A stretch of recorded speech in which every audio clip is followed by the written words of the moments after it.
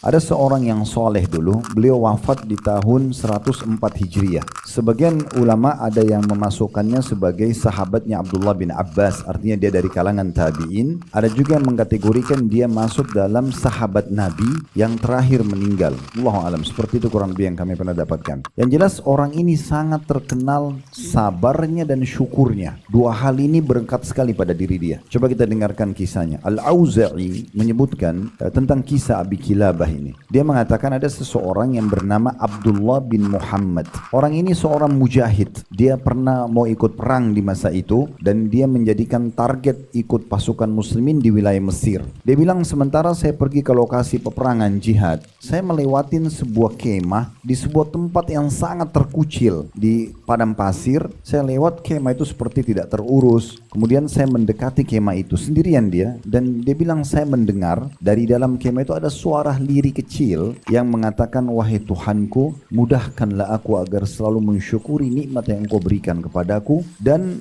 bagaimana Engkau telah memberikan aku kelebihan dari hamba-hambamu yang lain. Kata Abdullah bin Muhammad, saya masuk ke dalam kemah, saya temukan orang yang sedang ucapin itu, kedua tangannya puntung, kedua kakinya puntung, putus ya, dan mata serta telinganya sudah sangat lemah, sudah sangat tua, tidak punya dua tangan, tidak punya dua kaki, luar biasa, fisiknya cacat, telinganya sudah tidak terlalu kuat mendengar, matanya pun sudah rabun, tapi dia masih bisa bilang, ya Allah, mudahkan aku mensyukuri nikmat-nikmat yang Kau berikan kepadaku, dan aku juga bersyukur atas Engkau mendahulukan aku dari banyak makhluk yang lain. Kata Abdullah bin Muhammad, saya penasaran, saya mau tahu kenapa orang ini ucapin nikmat. Saya lalu dekati dia, saya mengatakan setelah ucapin salam, tadi saya dengar Anda membaca doa ini. Dalam kondisi seperti ini, tolong jelaskan ke saya nikmat Allah yang mana yang Anda syukuri. Saya ini orang puntung tangannya, puntung kakinya, sendirian di kemah, di padang pasir, gitu kan. Sudah tua sekali, mungkin untuk ngurus dirinya sendiri, cari makan itu udah nggak bisa. Tapi dia masih bisa bersyukur.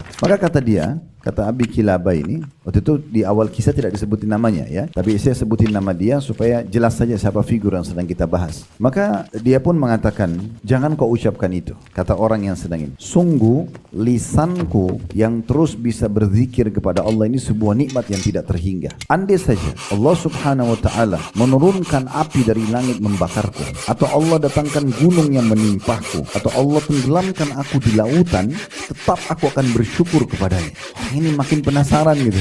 Si Abdullah bin Muhammad bin Muhammad, ini orang siapa? Kok bisa pemikirannya begini? Ini tidak mungkin kecuali orang yang imannya sangat kuat dalam hatinya. Maka sebelum dia bertanya lebih jauh, rupanya orang yang tua ini mengatakan, saya sebagaimana kau lihat keadaan saya, tidak bisa saya urus diri saya sendiri. Saya memiliki seorang anak, ada anak saya satu orang, dialah yang memberikan saya makan kalau saya lapar, menyuapi maksudnya dia yang siapin, dia memberikan minum kalau saya dahaga, dia mengurus kebutuhanku karena saya sudah tidak mampu. Tapi anak itu sudah 3 hari nggak saya lihat, nggak ada di sini. Tolong kamu cari di sini. Maka kata Abdullah bin Muhammad, saya berkata pada orang tersebut, sungguh menolong orang seperti kamu lebih pantas gitu. Saya pasti akan tolong cari gitu ya. Dan seorang muslim kalau memenuhi kebutuhan saudaranya muslim, maka itu adalah amal yang paling besar pahalanya, termasuk yang besar pahalanya. Kata Abdullah bin Muhammad, saya pun keluar dari kemah, saya keliling-keliling cari, mana ini anaknya, karena di padang pasir ini pasti tidak banyak orang gitu, bukan di kota, di desa yang mungkin masih banyak orang. Dia bilang sampai saya temukan ada satu gundukan tanah pasir, lagi ada singa-singa ya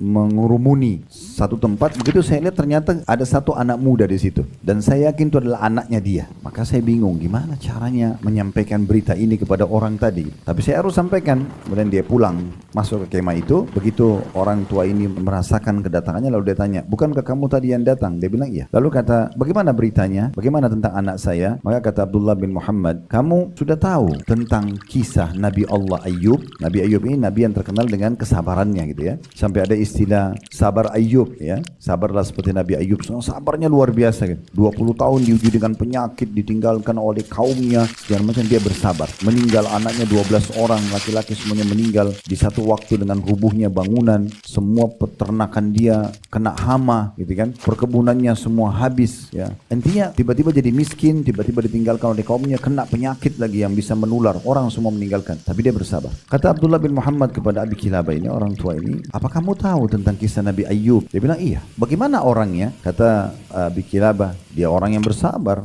bersyukur kepada Allah. Maka kata Abdullah bin Muhammad, apakah anda tahu kalau Allah subhanahu wa ta'ala telah mengujinya dengan penyakit, anaknya wafatkan, hartanya dihilangkan? Ya, saya tahu semuanya. Lalu bagaimana keadaan Ayub? Kata Abi Kilabah, dia bersyukur, dia bersabar. Lalu bagaimana penilaian Tuhannya? Tuhannya memujinya sebagai hamba yang bersabar dan bersyukur. Maka Abi Kilabah mengatakan, saya ingin segera mendapatkan berita tentang anak saya. Apa kau dapat informasi? Dia bilang, sungguhnya tadi waktu saya keluar, saya lihat anak kamu di atas gundukan tanah dan sudah dimangsa oleh singa-singa. Maka tiba-tiba kata Abdullah bin Muhammad, Abi Kilabah mengatakan, Alhamdulillah, dalam kondisi itu ya, Alhamdulillah yang telah memberikan aku keturunan yang tidak pernah maksiat kepada Allah. Dia bilang begitu. Kemudian kata Abdullah bin Muhammad, dia pun menarik nafas dalam, kemudian meninggal dunia. Meninggal si Abi Kilabah ini. Kata Abdullah bin Muhammad, saya bingung gimana caranya ngurus orang ini nih. Saya sendirian, nggak ada persiapan untuk bungkus kain kafan segala macam. Dia bilang, saya keluar dari kemah, saya coba mencari ada nggak orang lewat. Tidak disengaja lewat 4 orang. Takdir Allah SWT begitu, berkuda, dan dari pakaian mereka sepertinya mereka ini di masa itu ya pejabat-pejabat kerajaan lewat. Kemudian dia bilang, saya kasih isyarat, mereka mampir. Lalu mereka bertanya, ada urusan apa? Ada masalah apa kamu? Dia ceritakan, dia bilang, saya ceritakan begini, saya sedang mau pergi berjihad, saya mampir di kemah, itu kemahnya sana. Terus saya masuk, saya temukan orang tua, dia ceritakan sampai full, sampai anaknya meninggal dan dia pun meninggal dunia. Bisa bantu saya? Kata mereka berempat, coba tunjukkan kami di mana jenazahnya. Dan waktu sampai di kemah, singkap wajahnya, karena wajahnya sudah ditutup oleh Abdullah bin Muhammad. Coba singkap wajahnya, disingkap wajahnya. Waktu disingkap wajahnya, tiba-tiba 4 orang ini mencium-ciumi wajah orang tersebut. Dalam riwayat ini disebutkan, dicium wajahnya, dicium tangannya, sambil 4 orang ini mengatakan, sungguh mata yang tidak pernah melihat dosa, sungguh tangan yang selalu tidak pernah menyentuh yang haram. Begitu dipuji. Lalu kata Abdullah bin Muhammad, semoga Allah merahmati kalian. Siapa orang ini? Kata mereka berempat, kamu tidak kenal orang ini siapa? Ini adalah Abi Kilabah. Orang ini pernah diminta oleh khalifah untuk menjadi hakim di kota Basra karena ilmunya sangat dalam agama. Lalu dia melarikan diri ke negeri Syam sampai ke Mesir,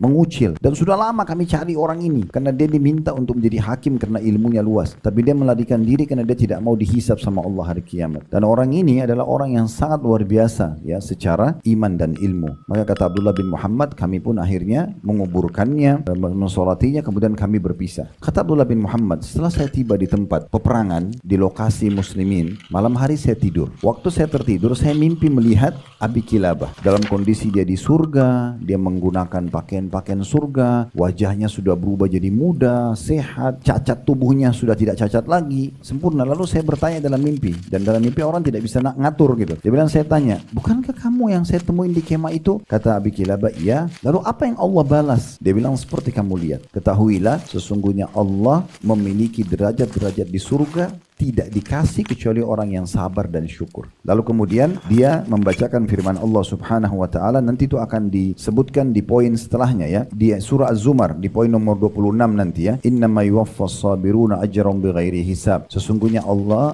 hanya orang-orang yang bersabarlah yang akan disempurnakan pahalanya tanpa batas. Nah, ini pelajaran penting gitu ya, bahwasanya memang orang kalau bersabar, apa yang dijanjikan oleh Allah SWT itu semuanya benar. Di antaranya ungkapan malaikat yang kita dapatkan karena kesabaran kita.